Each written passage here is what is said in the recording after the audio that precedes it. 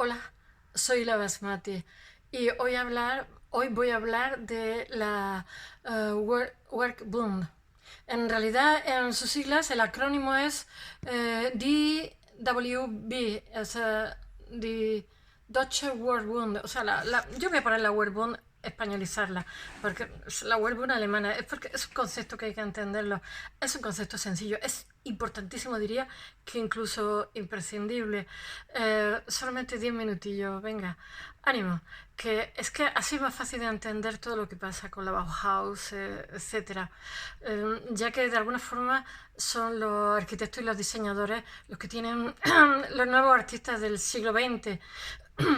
Por favor, que no se me vaya a ofender nadie, pero sin ellos no se puede entender lo que pasa actualmente en nuestros espacios, en nuestros objetos cotidianos, en todo lo que nos rodea, desde la ropa, las neveras, los cacharros de cocina, en fin. Ya hablaremos otro día de eso. Bueno, vamos a ver una cosa. Emerge en Múnich. Bueno, voy a centrarla espaciotemporalmente, porque siempre hablo de las cosas, pero hay que ubicarlo. Ya sabéis que el siglo XIX es un siglo de liberalismo donde hay un capitalismo salvaje que genera muchísima riqueza, pero también muchísima desigualdad, pero bueno, también progreso, hay que negarlo. Y entonces la historia, aparte que hay muchísimos avances en ciencia, en tecnología, etcétera, y todo eso se traduce en el siglo XX. Bueno, hay históricamente hay un contexto de unas naciones que prevalecen, una Inglaterra que es la primera potencia, un Estados Unidos que ya sabéis que no sale por el tema de los indios, pero ya también es otra potencia, pero después está también Francia y después está también Alemania, que en 1870 ya se ha unido y bueno, es el antiguo imperio austrohúngaro, etcétera. Pero está ahí. Entonces, estas naciones pugnan ante la nueva industrialización porque hay un crecimiento que apenas tiene techo y pugnan por ser las potencias, por ser las que mejores objetos industriales hagan, sean más baratos y lleguen a un amplio espectro de consumidores, por decirlo de alguna forma. Claro, como comprenderéis, la potencia de Inglaterra o Estados Unidos no se lo van a poner fácil a la potencia emergente alemana, ni los franceses. Entonces, pues lo que empieza siendo una pugna económica termina siendo la Primera Guerra Mundial. Pero antes de todo eso, entre el último cuarto del siglo XIX y hasta la guerra mundial prácticamente hay una paz armada, o sea, hay unas confrontaciones y una chuletería y un nacionalismo que después cuando es la Primera Guerra Mundial, al principio, bueno, cuando es el asesinato del archiduque Francisco Fernando, pues eso ya está... O sea, no hay nada más que la excusa para que esto llegue, para que lleguen a las manos. Y eso que se utiliza, la gente no habla de eso, pero hay una diplomacia agresivísima para no llegar, porque en el fondo las naciones saben que la guerra también es ruina durante muchos años, reconstrucción, etcétera. Pero bueno, se llega a la guerra y al principio las naciones son como muy optimistas, hay como una euforia nacionalista, pero después pues ya se ve Verdún y todo un desastroso para todos, muerte, humillación, etcétera. En fin, yo voy a hablar de la Werkbund. La Werkbund, de hecho, tiene una exposición importantísima en Colonia, solo, no sé si es una semana antes de la Primera Guerra Mundial. Pero bueno, aquí están los alemanes que están queriendo, estoy haciendo una sinopsis, queriendo dar caña con sus productos. Está la Arts and Craft en inglés, que es el señor que dice que ahora os hablaré mañana de él, tenía que haber hablado antes, que es el que dice que dada la miseria que trae la industrialización y la tremenda desdicha y pena, pues pasemos otra vez al medievo y hagamos los objetos artesanales, bueno, y hacer preciosidades. El problema es que intenta llegar de alguna forma es como un principio moral y ético, ¿no? Intenta llegar a gente más bien pobre y lo que llega es a los ricos, porque sale carísimo hacer cosas con las manos y se emplean una cantidad de horas bestiales, o sea. Y después tenemos aquí a los alemanes que dicen, esto del art and craft, qué interesante. Pues lo que vamos a hacer es generar un producto industrial que sea cuidadoso, que sea bonito y lo vamos a hacer industrial, con lo cual va a ser barato y va a llegar a todo el mundo y ganan la partida. ¿Pero qué es lo que hace el Estado? protegerlo. Es una asociación que emerge, la Werkbund, es una asociación que son empresarios, artistas, arquitectos, etcétera, etcétera. Entonces cada uno está defendiendo como si dijéramos su espacio. O sea, por ejemplo, los arquitectos defienden la grandísima demanda que hay de viviendas para trabajadores, que sea barata, que sea rápida, y entonces generan viviendas de estas con hormigón ya, pero que se hacen en poco tiempo, que son artificiales, que se diseñan y entonces se montan como si fueran un puzzle. Y eso está en la Werkbund, en Colonia, en 1914. Y después, por otro lado, la gente que hace otros elementos, como por ejemplo la EG, etcétera, que el empresario está ahí, y está también Pitesaren, está Gropis y tal, están defendiendo tener productos industriales con unos diseños maravillosos a unos precios ridículos. Y entonces ya digo, el Estado los protege porque quiere ganar la partida, ya son una potencia sí o sí, porque están teniendo una estrategia creativa muy interesante. Están aunando fuerzas como país y como industria, como arquitectura, etcétera, etcétera, y le ganan la partida a Inglaterra, vaya que si se la ganan, pero que le dan pa'l pelo también, porque no los pueden ni ver a los alemanes. En fin, voy a hablaros de ello. Este es el concepto de la Werkbund que se lo cargan con el nacionalsocialismo en 1933. Después hay tiene una mujer directora, o sea, hay diferentes directores, etcétera. Porque realmente el director lo que hace es coordinar, porque yo he dicho que coge como diferentes ámbitos de la sociedad, gente que está interesada en un mismo objetivo. Eso me parece maravilloso. Si funcionáramos así, alcanzaríamos cosas increíbles. Pero bueno, los alemanes, ya os digo, que con el nacionalsocialismo se corta la Werkbund, y después vuelvo a ver Werkbund hasta el año 50 y tanto, porque es una especie de asociación, ya os digo, que el Estado los protege.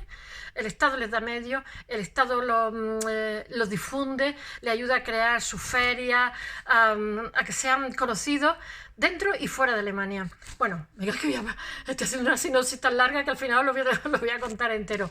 Venga, vamos a empezar. A principios del siglo XX hay una rivalidad cada vez más grande entre Inglaterra y Alemania. Entonces Alemania, como he dicho, pone de su parte para anular esas ventajas. Vaya que las anula. Los ingleses están con Morris que influye muchísimo en la arquitectura, y su Art and Craft, que son, ¿cómo se dice? Arte y artes aplicadas, algo así, y arte y artesanía, más bien. Y entonces quieren una especie de... Los ingleses, que son preciosas las cosas que hacen, pero carísimas. Entonces eso choca, como he dicho, con la finalidad de lo que quieren. Y la vuelta al arte, al medievo, porque ya sabéis que en esta época está también Ossian, un poquito antes, que se inventa que, como les fastidia mucho que son ricos y quieren reescribir la historia como todos los ricos, se inventan en el siglo XIX que hay en gaélico un señor que ha hecho unos poemas de la época de Homero que no ha sido descubierto, que habla en gaélico, que es Ossian. Entonces Ossian influye en la literatura española, influye en toda la literatura. Después sabéis que es mentira, que es un señor escocés que se inventa un rollo que ha escrito él los poemas, porque es que en el fondo le fastidia mucho tener los referentes de los meridionales, que somos los pobrecitos. Pero claro, tenemos una cultura que alucina vecina, de arte y de todo. Bueno, ya. Las digresiones. Bueno, la progresía alemana, la Art and Craft quiere volver al medievo, con las cosas manuales preciosísimas para luchar contra el concepto de producto industrial. Entonces esto le toman la idea a los alemanes, como he dicho, pero entonces ellos dicen, no, vamos a hacer productos industriales maravillosos, como he dicho, y entonces vamos a hacer productos industriales de calidad, pero al ser industriales van a salir muy baratos, y así nos vamos a rodear, no solamente vamos a tener tecnología, sino que nuestros obreros se van a rodear de cosas bellas, de casas prefabricadas, y desde la lejía hasta todo van a tener unos diseños muy bonitos, y eso va a traer la industrialización. O sea, los alemanes abrazan la modernidad, no el medievo. En eso son listísimos. Y bueno, Hermann Muthesius, que es no sé cómo se dirá, pero bueno, como son fonemáticos los alemanes, abraza la idea de art and craft, pero la hace alemana y abraza la modernidad, o sea, el concepto de la máquina, el progreso, entonces, porque puede llegar a un espectro más grande de consumidores y además a precios muy baratos. Con lo cual también tiene un principio ético bueno, y es que la gente pueda comprar por un poquito. tiene una capacidad adquisitiva para rodearse de determinadas cosas. Y entonces para eso en la producción lo que hace es que se hace, como diría yo, un departamento de diseño y después donde hay expresión artística, etcétera, etcétera, antes de que todo eso sea producido en grandes cantidades. La Werkbund manifiesta tanto interés por la industria, entonces le dan a Peter Behrens. Peter Behrens es como el formador de Walter Gropius, que es el que trabajaba en la EG. Y entonces le dan muchísima importancia en la Werkbund, le dan a Peter Behrens para que haga logos, porque él hace los logos de la EG. Es muy moderno, muy moderno. Y entonces Peter Behrens tiene como, es arquitecto también, ya os hablaré de él, tiene la misión de hacer publicaciones para publicitarlo, hacer logos, lámparas, escaleras eléctricas, estoy leyendo porque no me acuerdo de todo, fábricas, conjuntos de habitáculos para los obreros, tiendas, publicidad, todo eso lo diseña Peter Behrens, que es arquitecto también. Por eso digo que es que los arquitectos tenemos que hablar de ellos porque son los artistas del siglo XX. Y entonces la Werkbund ya ha dicho que trabaja para el diseño industrial. Es un concepto que se de fábricas, muebles, buques, ferrocarriles, locomotoras, reproducciones de avión, puentes de hormigón armado, colgante y tal. Ahí está la Werkbund en todo eso. O sea, es un subidón alemán, así le pegan un palo que la dejan cojeándose, pero así todo tiran para arriba. Bueno, que la Werkbund no es un movimiento artístico, sino es una acción sufragada por el Estado, como he dicho, que emerge en Múnich, porque Múnich es mal conocido, porque siempre se habla del ambiente artístico de París, pero Múnich tuvo un ambiente artístico bestial, pero bestial, como Berlín. Y se habla poco de eso, yo no sé por qué, porque es que hay gente que no se vende y otros se venden muy bien. Y bueno, ellos lo que intenta la Werkbund es colocar a Alemania en primera fila, con toda la competencia que hay. Y la colocan, y la colocan por delante de Inglaterra, Francia y Estados Unidos, y sus productos industriales también. Y entonces lo que intentan es hacer, como he dicho, unos productos manufacturados de mucha calidad y a un bajo precio, con lo cual ganan la batalla. Yo os voy a leer una cosa, porque es que yo no la entiendo muy bien. La he cogido en la Wikipedia, porque sabéis que leo un montón de cosas y a uno me pica una cosa, a otro otra, otras qué sé yo, y dice, hay 3 parámetros. Que se trata de separar la estética de la calidad, imponer la normalización del formato DIN y la adopción de formas abstractas como base estética del diseño industrial, sustituyendo al ornamento. Yo creo que ahí tiene que haber una mala traducción, porque imponer las formas abstractas en la producción industrial, eso es una mala traducción, pero bueno, que sí, que tiene un objetivo, es ser competitivo, resumido. Entonces ellos son los ancestros de la Bauhaus, porque Gropius se forma con Behrens, el arquitecto, y después además Gropius en 1919, cuando ya pasa la Guerra Mundial, él está también en la guerra, cuando ha pasado la exposición de Colonia de la Werkbund, porque no las voy a poner porque si no esto es más largo que un día sin pan.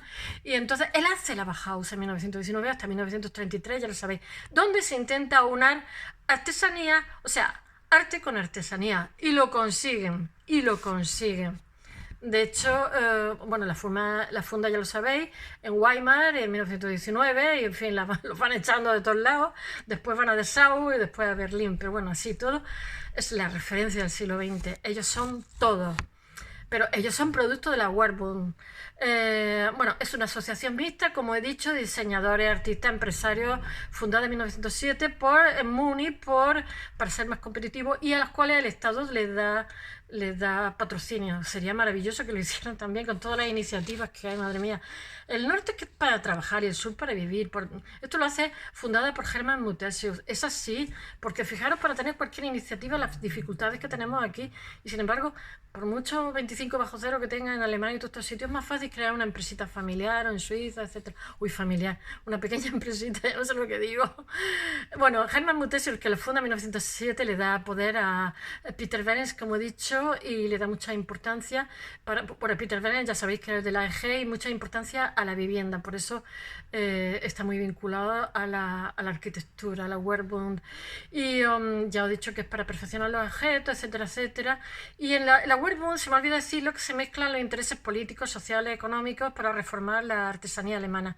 Ellos han visto que lo de Art and Craft es interesante, pero en la industria, por eso ellos abrazan la modernidad. Y bueno, tiene gran importancia, que se me olvidaba, porque es que yo ya creo que he terminado. Theodor Fischer, que es su presidente, que es otro arquitecto, que hace, bueno, iglesia y tal, pero no me interesa. Y después, quizás de las más importantes convocatorias que tiene la World Boom en 1914, antes de que empiece, una o 2 semanas antes de que empiece la Primera Guerra Mundial, que hay una exposición en Colonia que lo hace Henry van der Velde, es el que hace el teatro donde se va a llevar a cabo, que tiene que salir corriendo con la Guerra Mundial, porque como es, ¿cómo se dice?, belga, y bueno, pues se le considera enemigo, etcétera, etcétera. Pobrecillo, trabajaba en Alemania y es el que hace posible un marco maravilloso para la World Boom. El teatro donde se desarrolla todo en Colonia. Y bueno, espero que haya gustado. Es maravilloso. Esta noche lo pondré en el blog y a ver si soy capaz de meterle un par de fotografías, que soy más tonta que un botijo. Besos. That's all.